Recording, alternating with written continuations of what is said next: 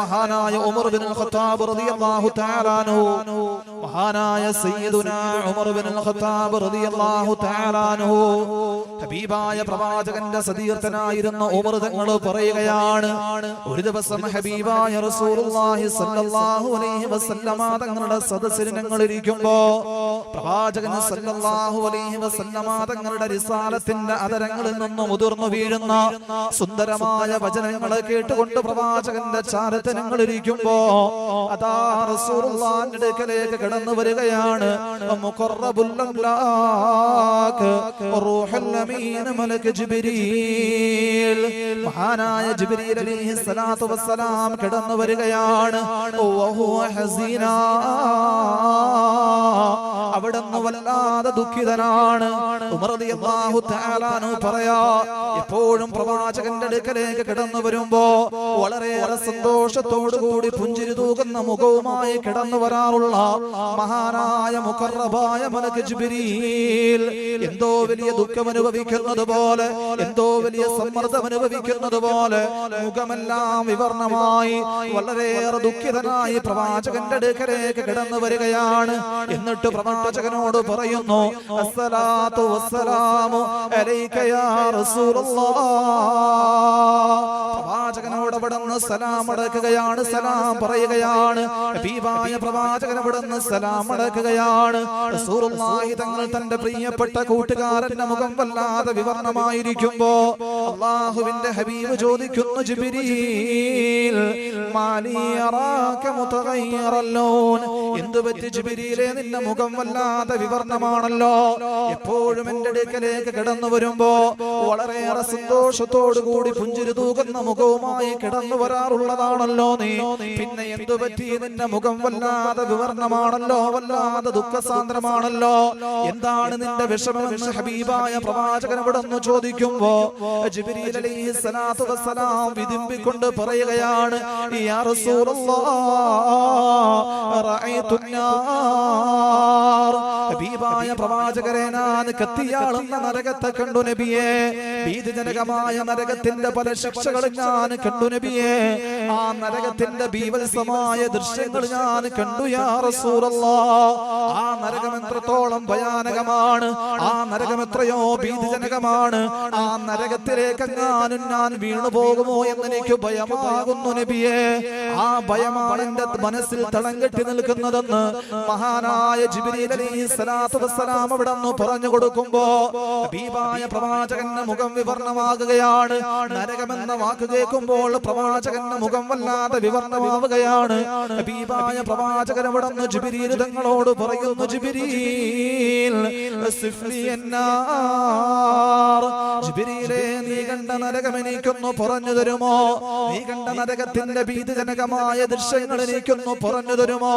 അതാ ജിബ്രീൽ അലൈഹിസ്സലാത്തു വസ്സലാം പറഞ്ഞു തുടങ്ങുകയാണ്, യാ റസൂലല്ലാഹ്, കത്തിയാളുന്ന നരകമുണ്ടല്ലോ നബിയേ, ഈ ലോകത്തെ മുഴുവനും സൃഷ്ടിച്ചു പരിപാലിക്കുന്ന സർവാധിപതിയും സർവലോക പരിപാലകനും സർവലോക സംഹാരകനും ജഗന്നിയന്താവായ അല്ലാഹു സുബ്ഹാനഹു വ തആല, അവനെ ധിക്കരിച്ചുകൊണ്ട് അവന്റെ കൽപ്പനകളെ വിസ്മരിച്ചുകൊണ്ട് ഈ ദുനിയാവിൽ ജീവിക്കുന്ന തമ്മാടികൾക്ക് വേണ്ടി ഒരുക്കി വെച്ചിരിക്കുന്ന കത്തിയാളുന്ന നരകമുണ്ടല്ലോ. നമസ്കരിക്കാത്തവൻ, നോമ്പ് പിടിക്കാത്തവൻ, സകാത്ത് നൽകാത്തവൻ, ഹജ്ജ് ചെയ്യാത്തവൻ, ഹറാമുകൾ ചെയ്യുന്നവൻ, വ്യഭിചരിക്കുന്നവൻ, പലിശ തിന്നുന്നവൻ, നമസ്കരിക്കാത്തവൻ, മാതാപിതാക്കളെ ഉപദ്രവിക്കുന്നവൻ, ഭാര്യയെ വഞ്ചിക്കുന്നവൻ, ഭർത്താവിനെ വഞ്ചിക്കുന്നവൾ, ഈ ദുനിയാവിന്റെ തൊലിപ്പുറത്ത് പടച്ചവനെന്ന് പറഞ്ഞുകൊണ്ട് ഹറാമുകൾ ചെയ്ത് തെമ്മാടികളായി ജീവിക്കുന്നവർക്ക് വേണ്ടി അല്ലാഹു ഒരുക്കി വെച്ചിരിക്കുന്ന കത്തിയാളുന്ന നരകമുണ്ടല്ലോ. ആ നരകത്തെ അല്ലാഹു 1000 വർഷം കത്തിച്ചു നബിയെ, നരകത്തെ അല്ലാഹു 1000 വർഷം കത്തിക്കുകയാണ്. അങ്ങനെ ആ നരകം വെളുത്ത നിറമായി മാറി നബിയെ. വീണ്ടും അല്ലാഹു 1000 വർഷം കത്തിക്കുകയാണ്. അങ്ങനെ ആ നരകം ചുവന്ന നിറമായി മാറി നബിയെ. വീണ്ടും അല്ലാഹു 1000 വർഷം കത്തിക്കുകയാ.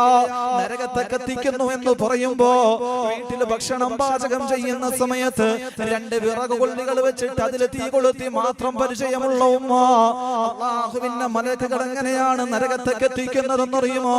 ഹബീബായ പ്രവാചകൻ ഇവിടുന്ന് പറയുകയാണ്, ലകാനൽ ജുസ്ഉൽ വാഹിദു മിൻ അജ്സാഇ ജഹന്നമ. അല്ലാഹുവിന്റെ കത്തിയാളുന്ന നരകത്തിന്റെ തീയുടെ ഭീതിജനകമായ അവസ്ഥ എന്തെന്നറിയുമോ?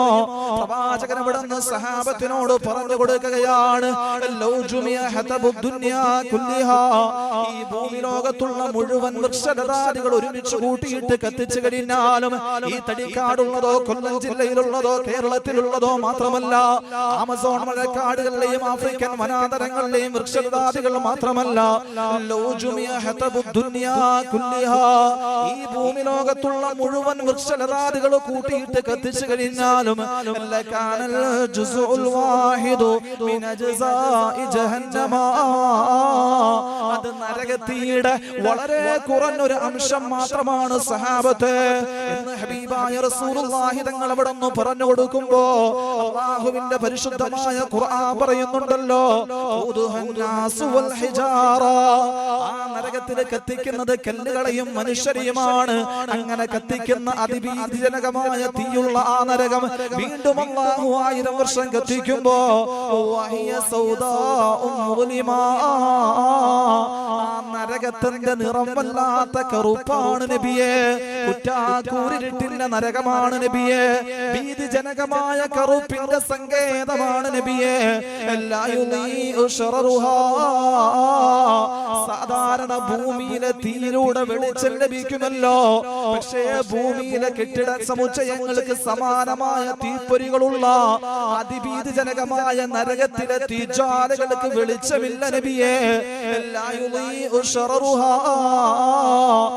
നരകത്തിന്റെ തീജ്വാലകൾ കറുത്തതാണ്, ആ നരകം വല്ലാത്ത കറുപ്പാണ്, ആ നരകം കറുപ്പിന്റെ സങ്കേതമാണെന്ന് മഹാനായ മുഖറബുൽ അംലാഖ് മലക്ക് ജിബ്രീൽ അലൈഹിസ്സലാത്തു വസ്സലാം അവിടുന്ന് പറഞ്ഞു കൊടുത്തുവെങ്കിൽ ആ നരകത്തെ കുറിച്ചാണ് മഹാനായ ഇബ്നു മസ്ഊദ് റളിയല്ലാഹു തആല അൻഹു പറഞ്ഞത്, ലൗ റഅയ്തൻ നാറ ലസാല ഖൽബുക, ആ നരകത്തെ എങ്ങാനും നിങ്ങളൊന്ന് കണ്ടു കഴിഞ്ഞാൽ, ആ നരകത്തിന്റെ ചെറിയൊരു അംശം നിങ്ങൾ കണ്ടു കഴിഞ്ഞാൽ ലസാല ഖൽബുക, നിങ്ങളുടെ ഹൃദയം തകർന്ന് നിങ്ങൾ മരണപ്പെട്ടു പോകുമെന്ന് മഹാനായ ഇബ്നു മസ്ഊദ് റളിയല്ലാഹു തആല അൻഹു ഇവിടുന്ന് പറയുകയാണ്.